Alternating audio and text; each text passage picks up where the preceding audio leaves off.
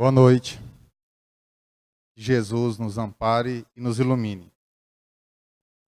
Nós vamos fazer alguns comentários hoje sobre o tema fraternidade. E esse tema, dentro do Evangelho, a gente pode encontrar principalmente no capítulo 11, que é amar o próximo como a ti mesmo.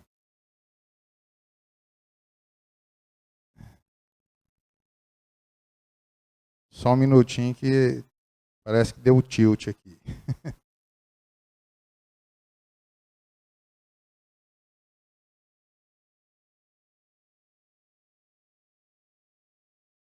Então, se nós buscarmos o significado da palavra fraternidade, nós vamos ver que fraternidade pode ser laço de parentesco entre irmãos, união, afeto de irmão para irmão, amor ao próximo, a harmonia e união entre aqueles que vivem em proximidade ou que lutam pela mesma causa.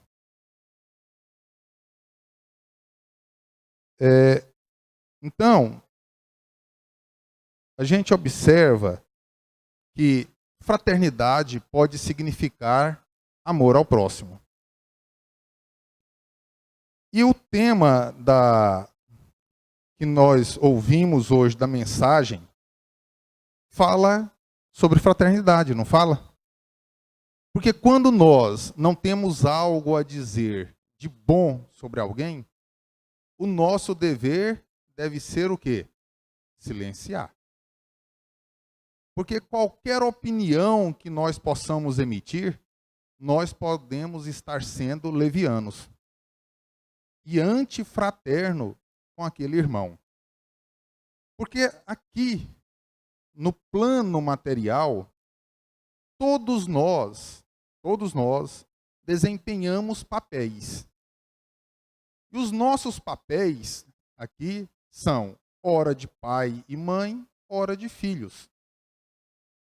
Mas, em verdade, todos nós somos filhos de Deus. Então, portanto, todos nós somos irmãos. Mas se nós formos observar como nós estamos nos conduzindo diante do nosso irmão, ou para com o nosso próximo, nós vamos ver que nós estamos agindo com muito mais espírito de disputa, de batalha, do que com o espírito de amor. Então, nós podemos ir no Evangelho de Mateus, no capítulo 7, no versículo 12, e nós vamos ver uma fala de Jesus, quando ele disse: fazei aos homens tudo o que queirais que eles vos façam, pois é nisto que consistem a lei e os profetas. Quando Jesus disse isso, nós, equivocadamente, achamos que nós, fazendo alguma coisa para o nosso próximo, nós vamos imediatamente receber algo em troca. E isso não é verdade. Porque o que Jesus quis dizer aqui é que nós deveríamos fazer ao outro aquilo que nós gostaríamos que o outro nos fizesse. Ou seja, quando nós formos fazer alguma coisa, e esse fazer pode ser uma ação efetiva, pode ser um pensamento, pode ser uma fala, pode ser o nosso olhar, nós temos que nos perguntar primeiro: será que se fosse o outro que estivesse fazendo isso para mim, será que eu estaria satisfeito? Se a resposta for não, então eu não devo fazer para o meu próximo. Se a resposta for sim, então eu posso fazer. E nós também imaginamos ou agimos da seguinte forma: muitas vezes nós fazemos algo pequenininho para o nosso próximo e não esperamos uma retribuição. Nós passamos muitas vezes a exigir uma retribuição. exigir. Será que nós temos esse direito de exigir algo? Será que se nós observarmos os espíritos mais evoluídos que passaram pelo planeta Terra, não vou dizer nem Jesus, porque Jesus é o espírito perfeito que esteve aqui no planeta Terra. Mas eu vou dizer daqueles mais evoluídos, como era ou como foi a atitude deles com relação ao próximo. Como é que, vamos pegar o exemplo do Chico, vamos pegar o exemplo da irmã Dulce, da Madre Teresa, de Gandhi, que não era cristão. Mas uma coisa interessante sobre Gandhi, que mesmo não sendo cristão, ele disse que se todos os ensinos religiosos do planeta Terra se perdesse e sobrasse apenas o Sermão da Montanha, nada teria se perdido. E ele não era cristão. Então, nós podemos pegar o exemplo, muitas vezes, desses espíritos e observar como nós estamos nos comportando. Não estou dizendo que nós deveremos estar agindo exatamente como eles, porque nós não estamos no estágio deles. Mas nós precisamos começar a nos modificar. Sobre a irmã Dulce tem um fato interessante, né? Porque ela tratava todos os seus assistidos como sendo os meus pobres. Então, em todos os lugares onde ela ia, ela não perdia a oportunidade para pedir uma ajuda para os seus pobres. Em uma vez, ela vai à feira, estende a mão para o feirante e pede uma ajuda para os meus pobres. O que o feirante fez? Cuspiu na mão dela. Qual seria a nossa reação se fosse conosco? No entanto, irmã Dulce não teve reação, ela teve ação. Ela pegou aquela mão com aquela cusparada, enfiou a mão no bolso do hábito e disse para o feirante, estendendo a outra mão: esse foi o meu. Agora, uma ajuda para os meus pobres. Então nós precisamos pegar esses exemplos para nos tentar, ao máximo, nos espelhar neles. E lembrar que nós devemos estar sempre agindo, nunca reagindo. Porque quando nós reagimos, inevitavelmente nós vamos estar praticando algo que é negativo.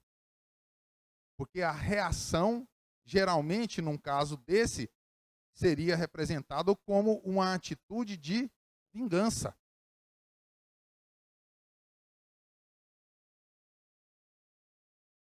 Em João, no capítulo 13, versículo 35, Jesus também disse: nisto todos conhecerão que sois meus discípulos, se vos amardes uns aos outros.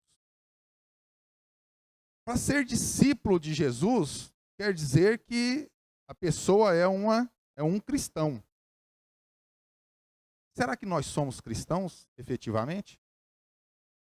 Ou será que nós estamos ainda sendo pseudo-cristãos?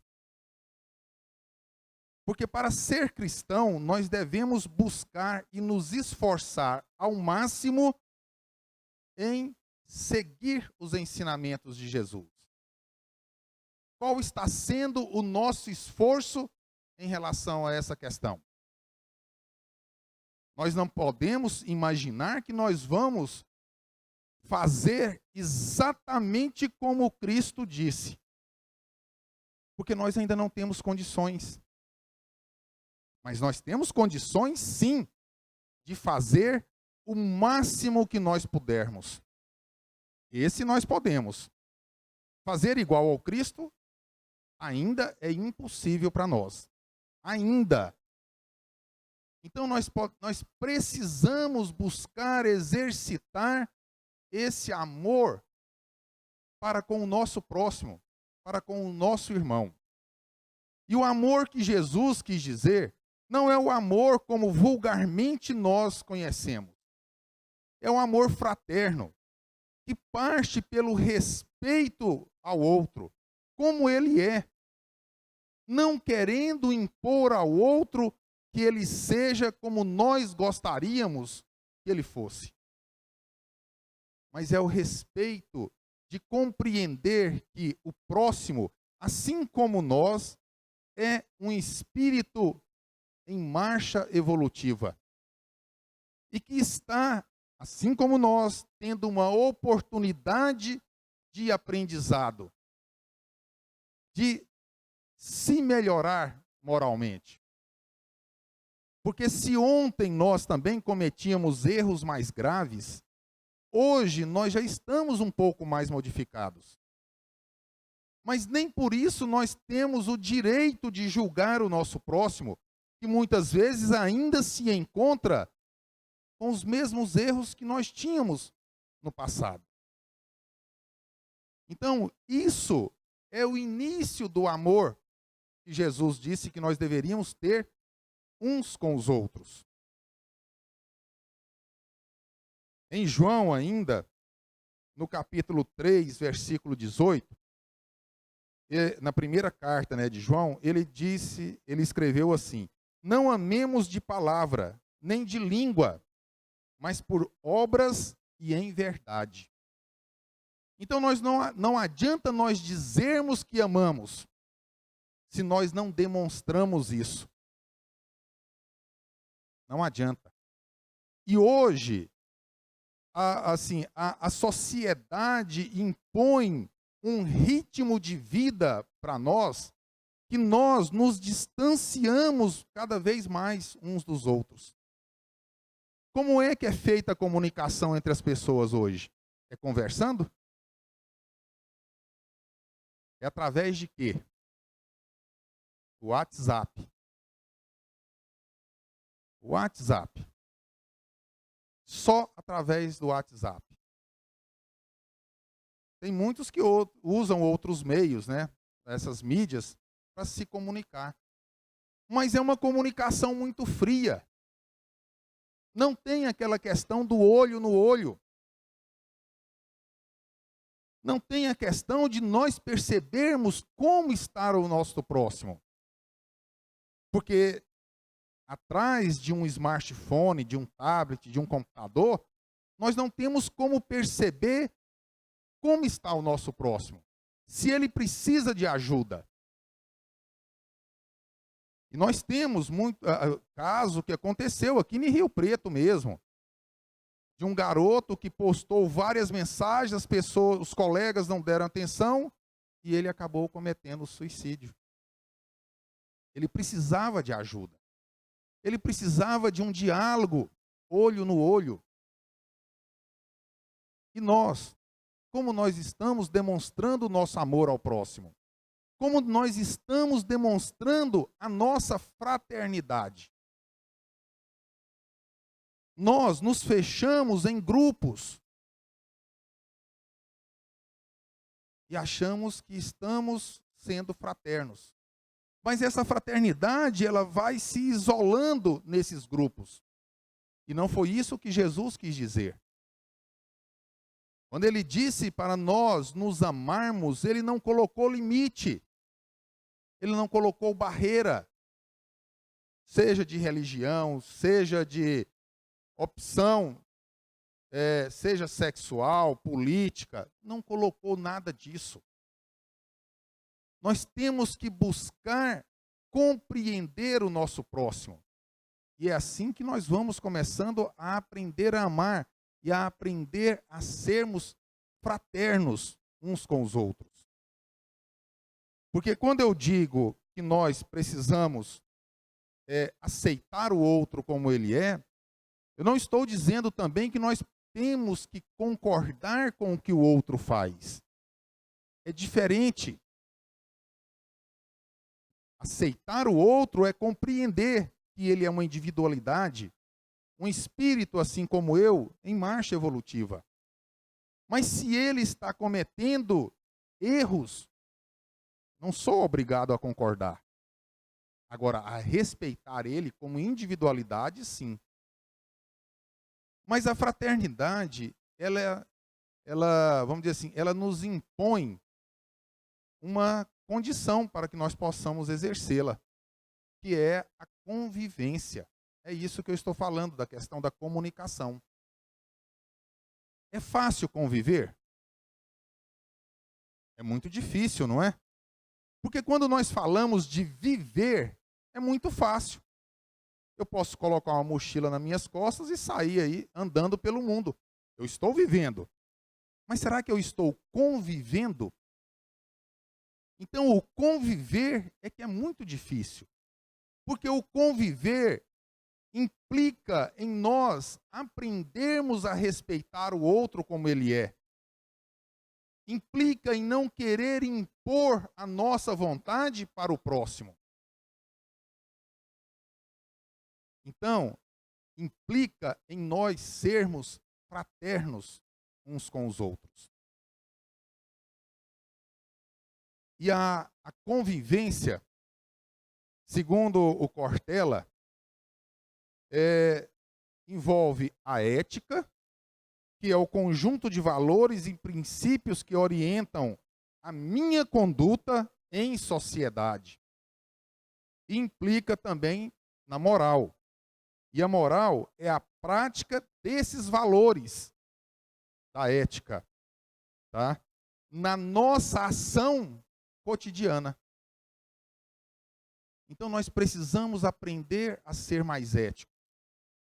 Nós precisamos aprender a desenvolver essa moral, porque desenvolver a moral é desenvolver todos os sentimentos que envolvem a ética. Em Fonte Viva, Emmanuel coloca assim para a gente: estendamos assim a fraternidade pura e simples, amparando-nos mutuamente.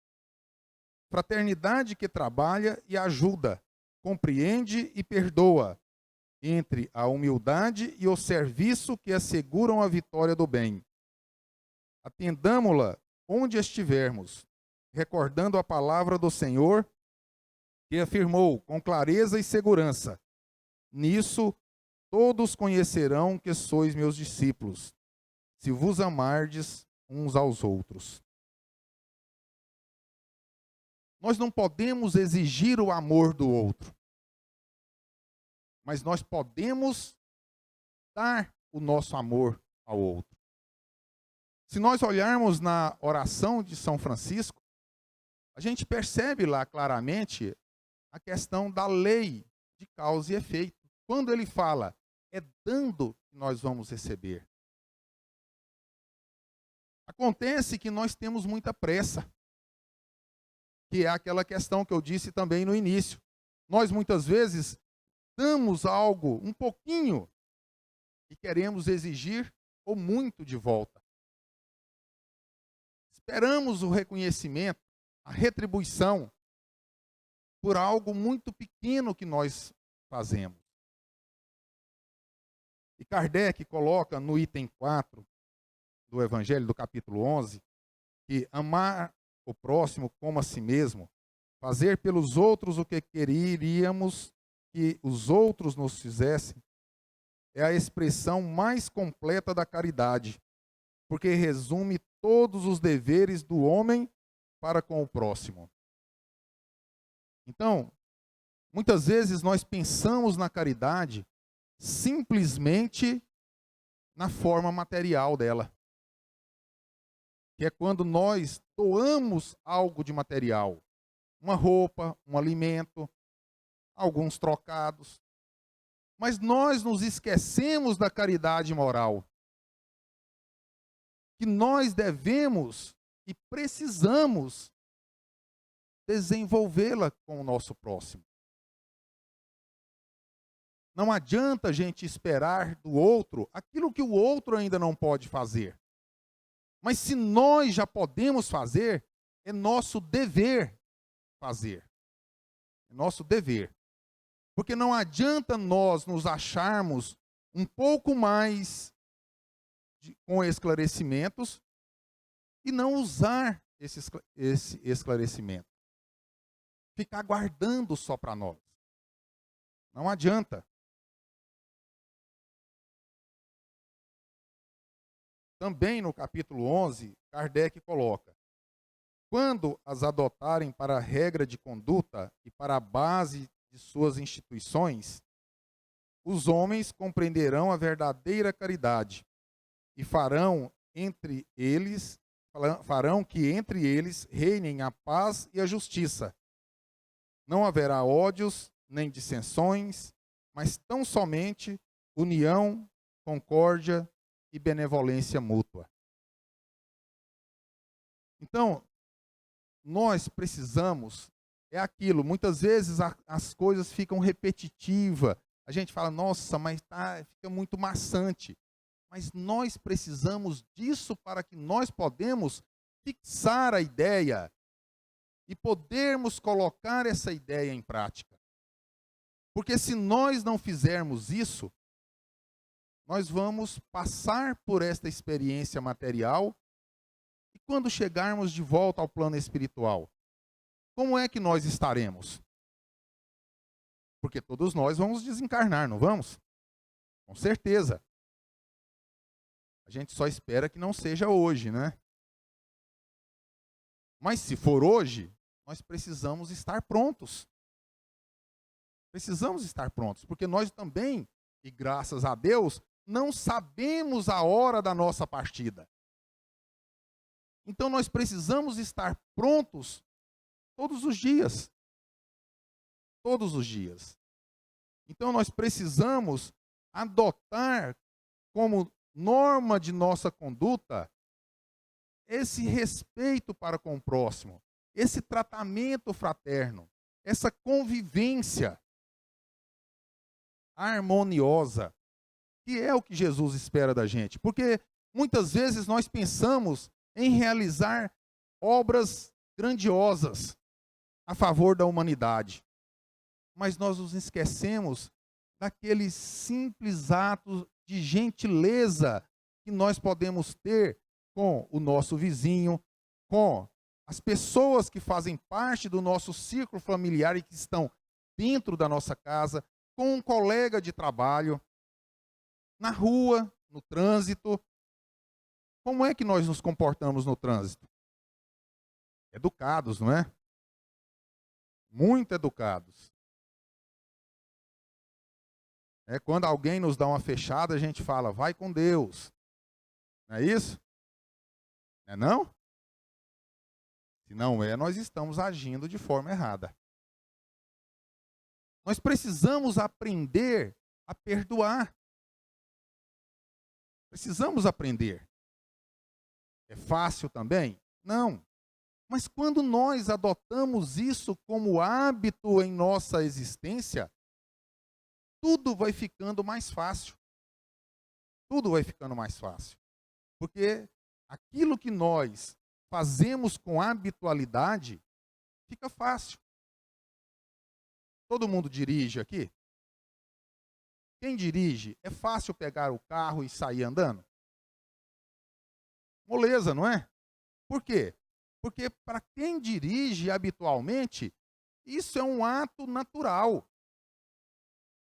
Só porque isso daí é uma coisa material. Então, nós nos esquecemos das coisas espirituais. E se nós exercitarmos também, vai se tornar tão fácil quanto esses atos materiais que nós exercitamos com tanta simplicidade, com tanta facilidade. Então, nós precisamos de mais exercício. Nós muitas vezes vamos para a academia para tornar o nosso corpo mais esbelto, mais forte. E o nosso espírito, como é que está ficando nisso aí? Espírito não tem músculo. Será que nós estamos também na academia da vida, praticando os exercícios necessários para a aquisição das virtudes espirituais que nós precisamos? Ou será que nós, quando desencarnarmos, vamos olhar para trás e perceber que nós conquistamos muito pouco daquilo que nós poderíamos ter conquistado?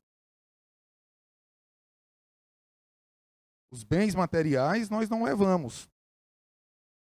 Não é que os bens materiais também sejam desnecessários para nós. São muito úteis. Mas nós precisamos aprender a dar valor àquilo que tem valor. E a convivência tem muito mais valor do que a conquista dos bens materiais. Porque tudo que nós conquistarmos de material vai ficar aqui. E muitas vezes, se nós conquistamos muito, ao partirmos, vai ficar aqui só o quê? Confusão e briga, não é? Ou muitas vezes, antes da gente partir, já vai estar tendo confusão e briga por aquilo que nós podemos deixar de material. Kardec, ele realizava, então, umas viagens para a divulgação do Espiritismo. Então, em 1862, em uma dessas viagens, ele pronunciou um discurso nas reuniões em Lyon e em Bordeaux,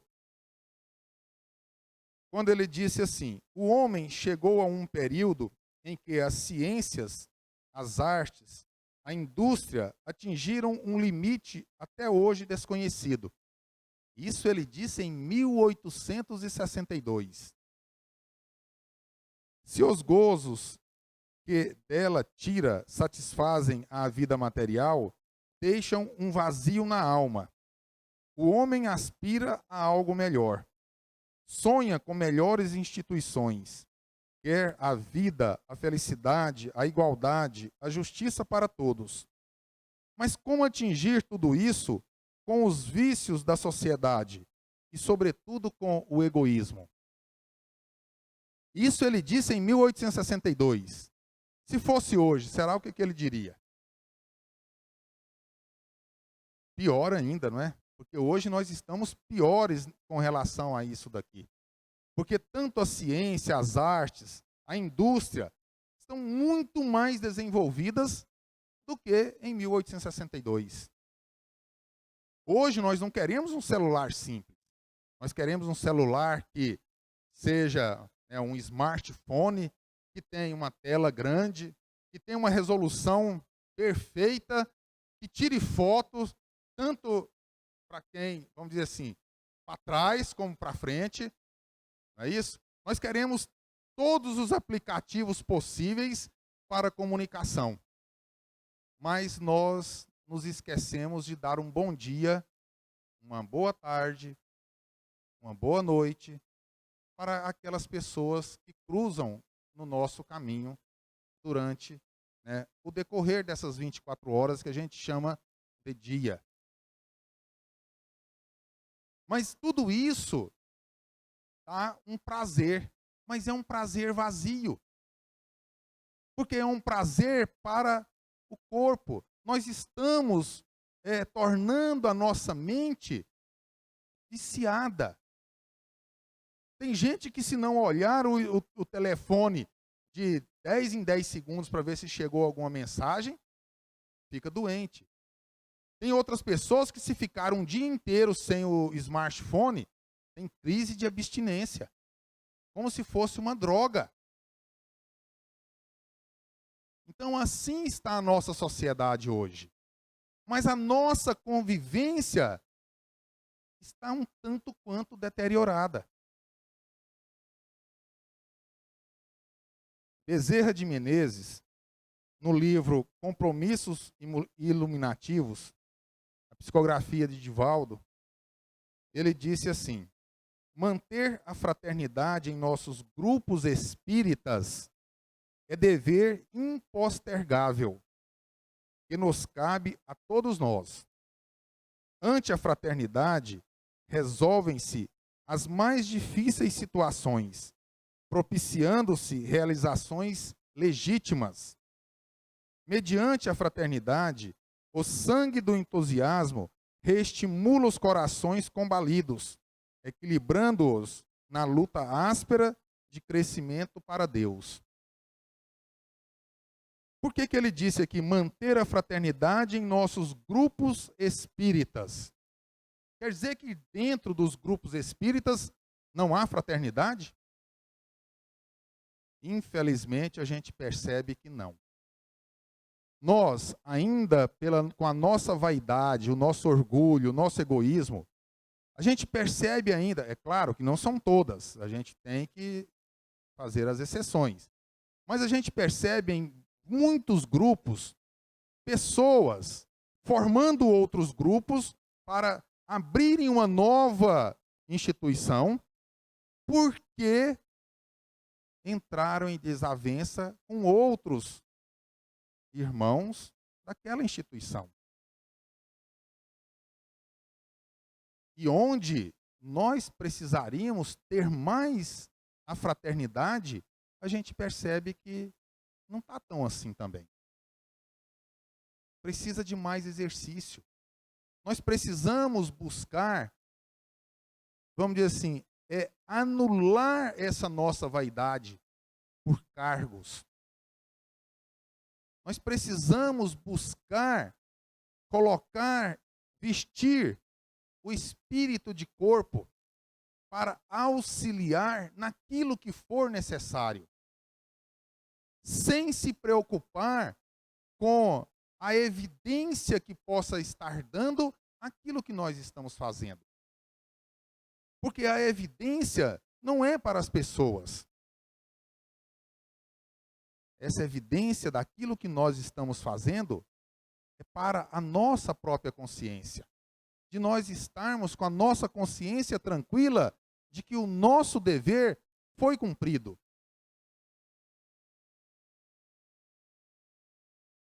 Emmanuel também coloca para a gente, no livro Marcas do Caminho, um texto que chama Tesouro da Fraternidade. Ele coloca assim: não desprezes as pequeninas parcelas de carinho para que atinjas o tesouro da fraternidade.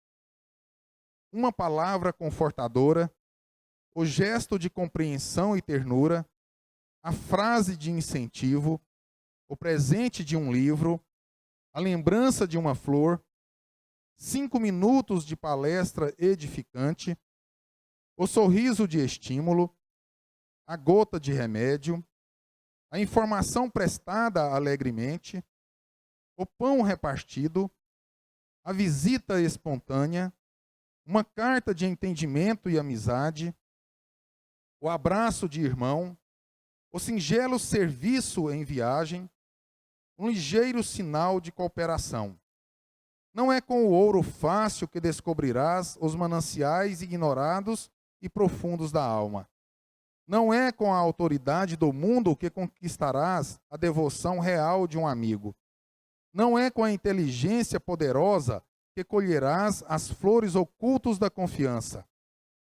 Mas sempre que o teu coração se inclinar para um mendigo ou para um príncipe, envolvido na luz sublime da boa vontade, ajudando e servindo em nome do bem, olvidando a ti mesmo para que os outros se elevem e se rejubilem, guarda a certeza de que tocaste o coração do próximo com as santas irradiações das tuas pérolas de bondade e caminharás no mundo sob a invencível couraça da simpatia para encontrar o divino tesouro da fraternidade em plenos céus.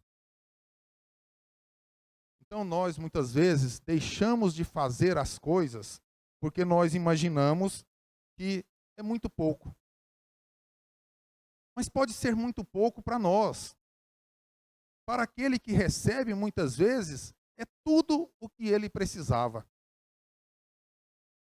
Então nós precisamos deixar de pensar nessa questão. E a questão de olhar para os irmãos e tratá-los com diferenças, porque Um está na mendicância e o outro está na opulência material. Nós não podemos ter ou ficar observando essas diferenças. No plano espiritual não há diferenças assim. Porque no plano espiritual o importa é o que nós temos em nossa bagagem espiritual de conquistas. Isso é o que importa. E muitas vezes nós vemos uma pessoa simples e que muitas vezes tem muito mais conquista espiritual do que nós. No capítulo 2 do Evangelho, acho que é no 2 mesmo, tem uma rainha de França na Instrução dos Espíritos, quando ela disse que, como rainha, ela viveu. E como rainha, ela imaginava que seria recebida no reino dos céus. Mas qual não foi a decepção dela quando chegou no plano espiritual e viu ali pessoas que ela considerava desprezíveis, mas que estava em uma situação espiritual muito, mas muito acima da dela. E quão envergonhada ela não ficou por tudo, como foi a conduta dela nessa existência última. E nós? Como nós nos comportaríamos quando chegarmos ao plano espiritual e vermos pessoas que nós maltratamos porque nós achávamos que não mereciam a nossa atenção? Como é que nós ficaremos? Nós temos que meditar sobre isso. No livro Testemunhos de Chico Xavier, escrito por Sueli de Caldas Schubert, tem uma fala de Emmanuel que diz assim: na tarefa cristã, começar é fácil, continuar é difícil, e chegar ao fim é crucificar-se. Nós muitas vezes nos aproximamos da religião e achamos que vai se tornar tudo às mil maravilhas. E aí a gente começa a enfrentar dificuldades e dificuldades e dificuldades. Aí nós temos até uma expressão que a gente fala assim: quanto mais eu rezo, mais fantasma me aparece. Mas são as provas necessárias para que nós possamos fortalecer a nossa fé, a nossa convicção naquilo que nós estamos buscando. Então nós precisamos disso. Todas as dificuldades pelas quais nós passamos aqui, ou foram provocadas por nós, ou foram pedidas por nós mesmos, para que nós testássemos essa nossa determinação.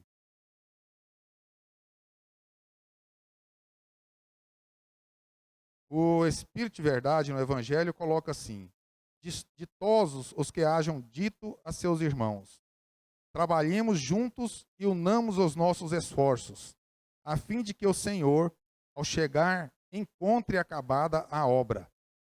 Porquanto o Senhor lhes dirá: vinde a mim, vós que sois bons servidores, vós que soubestes impor silêncio aos vossos ciúmes e às vossas discórdias, a fim de que daí não viesse dano para a obra.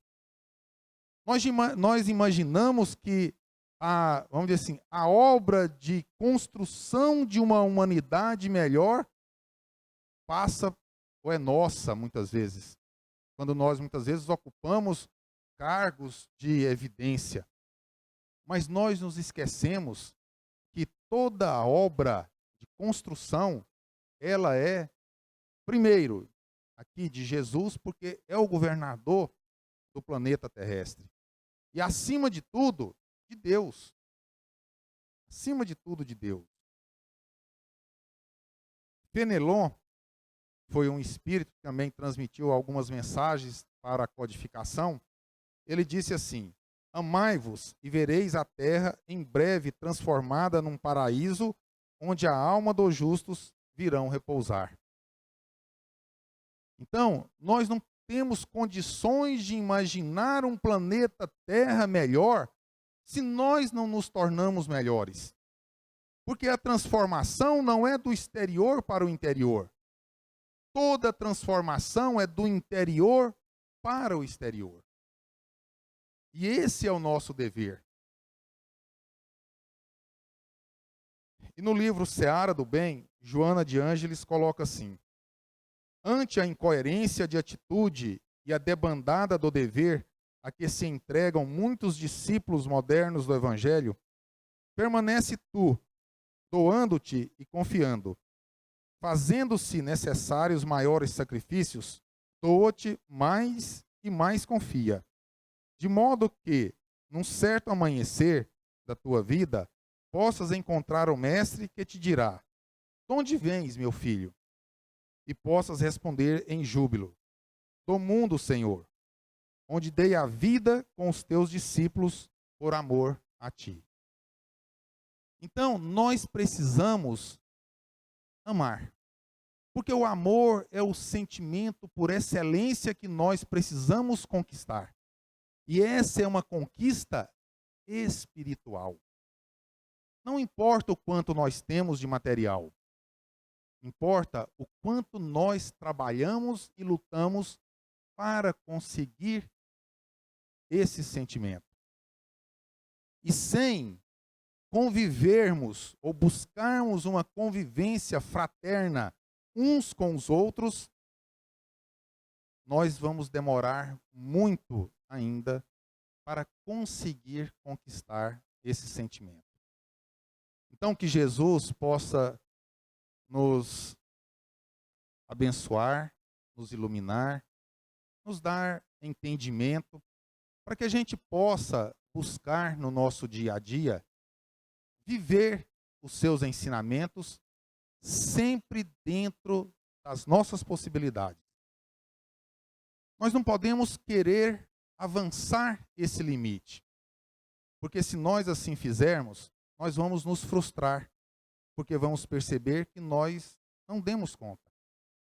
Mas nós também precisamos ter consciência de que, quando eu faço desse exercício um hábito do meu dia a dia, a minha capacidade de viver esses ensinos vai cada vez mais aumentando um pouco. E um dia nós estaremos aptos a viver todos esses ensinos na sua total, e completa pureza. Então, muita paz e que Jesus nos abençoe.